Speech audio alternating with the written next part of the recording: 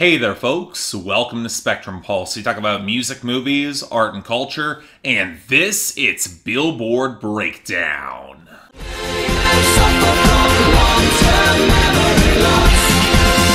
I don't remember. Okay, so I've been predicting that the top 10 and the Hot 100 as a whole would likely face one more big disruption before the end of the Billboard year. But man, I can't quite say I was predicting this. Sure, the success of a small Metro Boomin album bomb, that might make sense, and given that I didn't review the album, I'll be covering all the tracks here in full, no worries. But the song that sees the number one, even running up against a weak track that was previously on top, I gotta admit, that did catch me by surprise. But here we are, starting with our top 10, Ariana Grande's Thank You Next has debuted at number 1. And honestly, while I'll get into my opinions on the song in a little bit in the show, I will say that I am kinda surprised that of all the Ariana Grande singles that have broken through in the 2010s, it was this one that hit number 1. This is her first. But the numbers aren't lying. Record-breaking streaming numbers, huge sales, solid YouTube, and while the radio is not really a factor in the momentum of the song, it's not a non-starter there either. So it's one of those cases where success will be very dependent on the traction for surrounding singles, especially if the sales and streaming don't drop off. And to me, Girls Like You by Maroon 5 featuring Cardi B is finally out of that conversation. Yeah, it might still be on top on the radio, but that margin shrank all week. And really, all that's holding it afloat right now is the YouTube that apparently will never die. Then there's Sicko Mode by Travis Scott at number 3, and I'll be honest, I'm a little bit unsure about its prospects right now. It's down across the board, except in its wobbling position on the radio. I'm not sure if it's got the lifeblood in order to get any higher at this point. Make no mistake,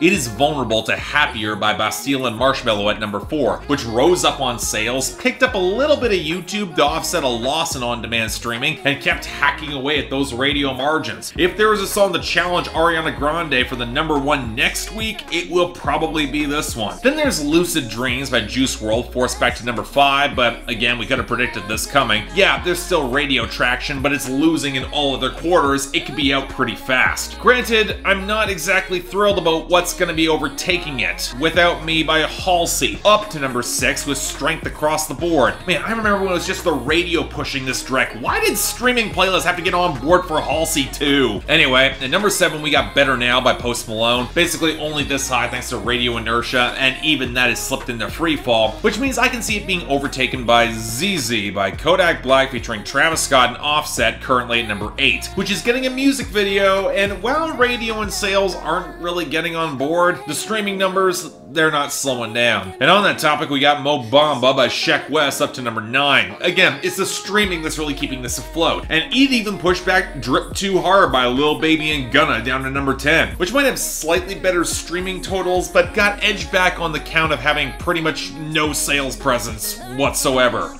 Good. And on that pleasant note, our losers and dropouts. And in the latter category, the only ones really worth recognizing are the long-standing losers, like Drowns the Whiskey by Jason Aldean and Miranda Lambert, or Break Up in the End by Cole Swindle, or the abortive failure of Lil Uzi Vert's New Patek, and the long overdue exit of The Middle by Zedd, Maren Morris, and Gray. Finally. But there was a pretty sizable list of losers this week regardless, and let's start off with the one that I am most pleased with. Money by Cardi B fell down to 24, which hopefully will teach Atlantic to not release bad and pointless singles without an album that's been announced. And really, a lot of bad songs had bad weeks here. Arms Around You by XXXTentacion, Lil Pump, Maluma, and Swae lead fell to 56 off the debut, along with I Love It by Kanye West and Lil Pump continuing down to 60, and Fine China by Future and Juice WRLD breaking down to 64. Hell, tack on the losses for Drew Barrymore by Bryce Vine to 76, Stupid by 6ix9ine featuring Bobby Shmurda to 80, and No Brainer by DJ Khaled, Justin Bieber, Chance the Rapper, and Quavo down to 94. It looks pretty promising there. Now the rest of our losers, they feel like more of a mixed bag. Big Bang by YG featuring 2 Chainz, Big Sean, and Nicki Minaj fade down to 44, along with Back to You by Selena Gomez, 2 songs that they got their year-end spot secured year, they're fine. And off the debut, Last Memory by Takeoff fell down to 68, and Topanga by Trippie Redd went down to 90. Then there's mediocrity like Jackie Chan by Tiesto, Dzeko, Post Malone, and Preem hitting 87. And then finally we run up to the good songs that are falling off. Mona Lisa by Lil Wayne and Kendrick Lamar continue to fall gracefully to 82. Seriously, if there's a song where a video could go over the top in a really great way, it's this one. Put it together, could be it. Then there's I'll Never Love Again by Lady Gaga and Bradley Cooper down to 85, and Kill Shot by Eminem at 98. Frankly, I'm amazed that song has lasted this long. Then we've got our gains and returning entries, and let's get the easy return out of the way with Bohemian Rhapsody by Queen making an exultant return at 33, and really it's only here thanks to the movie, sales, and a fair bit more streaming than you would expect. It'll be gone pretty soon, and more's the pity. I'm sure as hell not really enthused by our gains here though. Wake Up in the Sky by Gucci Mane, Bruno Mars, and Kodak Black is up to 14. Leave Me Alone by Flip the Arrow is proving the staying power of that obnoxious as hell hook to take it to 41. And Dip by Tyga and Nicki Minaj picked up gains off the debut to 63. The only song I'm even somewhat positive on here is Breathin' by Ariana Grande up to 21. Most thanks to the video and some residual traction thanks to the #1. I'm not sure it's going to wind up a hit with any sort of staying power, but we'll see. But now, it's what you've all come here to see. A whole lot of Metro Boomin, starting off with number 100, Up to Something by Metro Boomin featuring Travis Scott and Young Thug.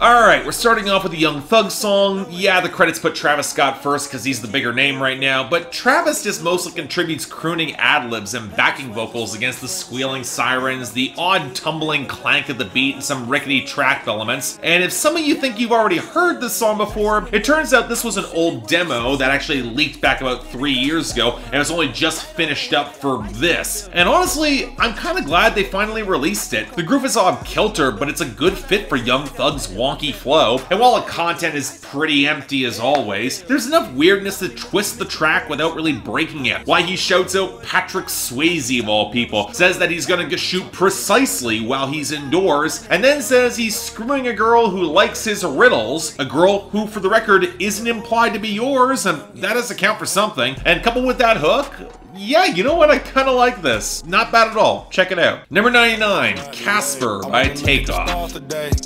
I'ma go ride the rave, ghost. I'ma go ride the rave, ghost. I'ma go ride the rave. Like am I copping that dime today?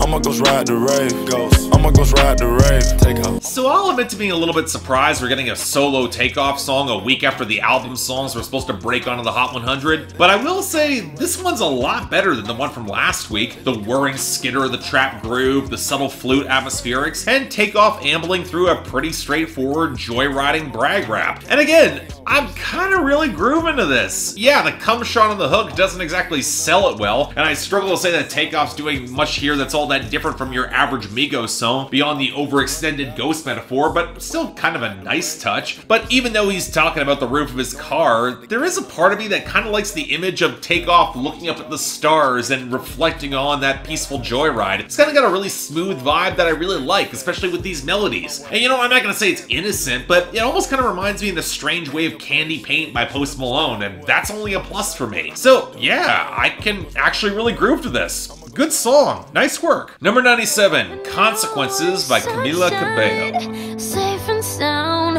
a steady place to let down my defenses. But loving you had consequences. So we got a new single from Camila Cabello, seemingly months after it would make any sense for her to release another single, with this being her drippy, restrained piano ballad, otherwise known as the obvious late album single. And look, I'll repeat what I said almost a year ago when I reviewed the album. While I can appreciate Camila trying to sell this sort of breathy, messy post-breakup song, she really doesn't have the upper register to pull off that bridge, and there's absolutely no excuse for the production to push the piano and the vocal tracks so close to the mic that they're actively peaking in the mix. It sounds amateurish and not in the good way that they're going for. I guess the one thing I can kind of appreciate is the songwriting, which isn't bad in capturing the mingled blur of adolescent emotions, but none of the writing's all that distinct or interesting or unique, so yeah, outside of the fans, I don't see this moving that far. Just saying. Number 86, Quiere, Beber by Anuel AA and Romeo Santos.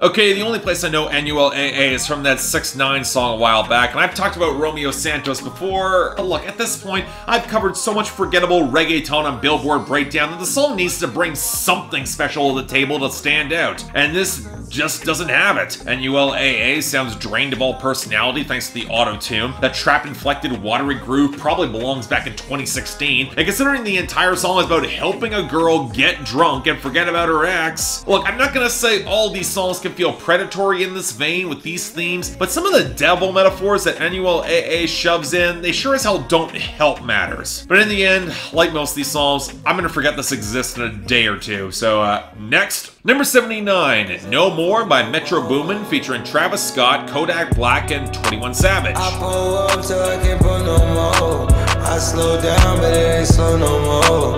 I stack up because it don't fall no more. Alright, the next 6 songs are Metro Boomin cuts, might as well try to keep this brief, and let's start off with a considerable downgrade from the last one. And it started off pretty promising too. The guitar oscillations fit with Travis Scott's auto-tune crooning disturbingly well, and even though the beat wasn't quite as cavernous or hard-hitting as it could be, for this sort of melancholic, more money, more problems song, it could actually kind of work, but then you get Kodak Black's increasingly clumsy flow and forced rhymes, and then 21 Savage just giving up on the rhyme scheme midway through his verse for no apparent reason. And for songs that are really all about the vibe, you really can't get away with breaking the flow like that. So yeah, I know, it's not terrible. I've certainly heard worse trap songs the past couple weeks, and I like the main melody, but it's not all that good either. Number 72, Dreamcatcher by Metro Boomin featuring Swae Lee and Travis Scott. I know what you into. I know what you into. I know what you into. Okay, can The Weeknd just put out a full album at some point? Because it's so obvious that Swae Lee is trying to snatch his lane, and I'm just not remotely buying it. Especially when it's followed up by Travis Scott and his completely underwhelming upper register, even if Metro Boomin can provide a ghostly bass knock with some of the hollowed melodies. I mean, come on. Swae Lee is trying to get this girl to go night-night before he flubs the last rhymes on his verse, and while Travis's verse is a little better, he does talk about being on his Fred Durst, of which cannot be healthy in any way, shape, or form, especially in 2018. But overall, again, the production's really the selling point more than any of the artists on it. Shame they couldn't do more with it.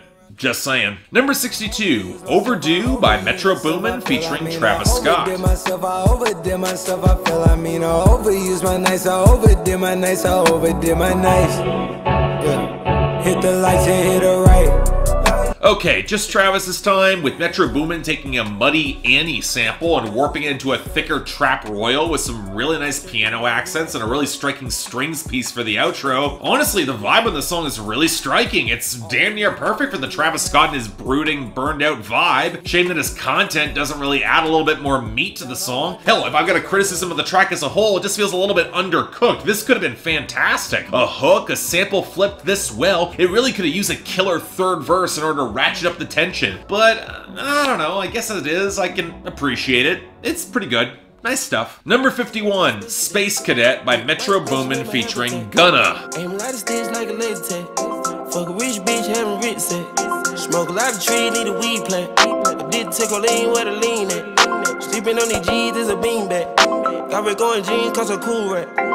Okay folks, we really need to stop giving Lil Baby and Gunna features, because neither of these rappers are all that good. And again, this is a pretty solid groove from Metro Boomin. The production's not bad. The drippy echo of the melody, the more dense trap percussion. Give this to someone like Young Thug and he can flip this into something pretty cool. There's potential here. But instead we've got the wannabe who proceeds to try and rhyme tag with sex, beanbag with cool rack, and happy with automatic. Seriously, the only reason he's getting a pass at all is that people just aren't paying attention to anything he's actually saying because they know it's just empty luxury rap flexing that means nothing. So just ride out the flow, and even here, the flow is not that good when you're flubbing this many rhymes. So yeah, good production, utterly wasted on this guy. Next, number 42, 10 Freaky Girls by Metro Boomin featuring 21 Savage. 21. All this drip on me, I need a mop.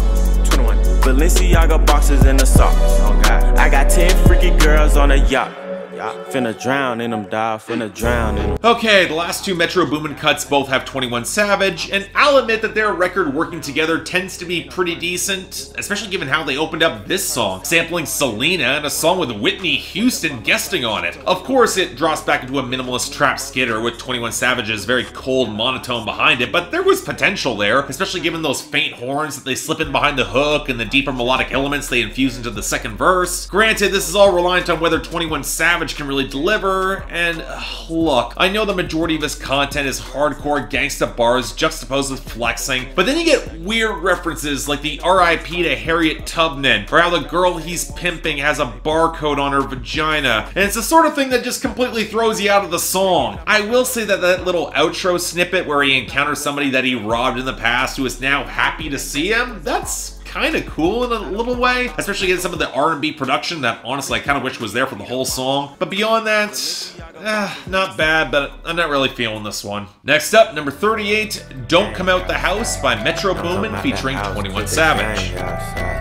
Bang outside, hang outside. Don't come out the house, cause the gang outside. Okay, this seems a little bit more consistent for 21 Savage. More grim minimalism that switches up the piano for a few times, that actually has 21 Savage whisper half of the verses, and the song actually builds some ominous presence and subtlety, until of course you actually start listening to what he's saying, when he's using homophobic slurs, cause you're a bitch and he's taking her from you. Look, you get the cheap wordplay. And from there, the rest is undercooked flexing that can't seem to keep a consistent mood, and honestly feels again like it's missing a third verse or another hook to really feel like a full song and click for me. I won't say it doesn't have potential, but no, can't co-sign this either. And finally, number 1, Thank You Next by Ariana Grande. I'm so fucking grateful for my ex. Thank you, next, thank you, next, thank you, next. I'm so fucking and now we got our newest number 1, Ariana Grande's First, a kiss-off song where she puts names on wax surrounding the guys she wants to gently leave behind. And am I the only one who's just a little bit underwhelmed by this song? Look, I already sounded off on Twitter how I think this manages to thread the needle and moving past the guys delicately and landing on a self-love trajectory without coming across as haughty or petty or messy, most because of how breezy it all feels. But that also might be the big reason why I feel just a little bit distant from it. It's not bad by any stretch. The mid-tempo groove is certainly pleasant and restrained, and Ariana sounds damn near effortless on it, saying more with her restrained cooing, which is absolutely the right lane for her. But again, I'm just not really feeling it as much as I want to. The entire song by design feels tossed off, not exactly designed to be a hit. Hell, I even said so on Twitter, so it going to number 1 and proving me wrong just feels odd. Again, it's not bad, but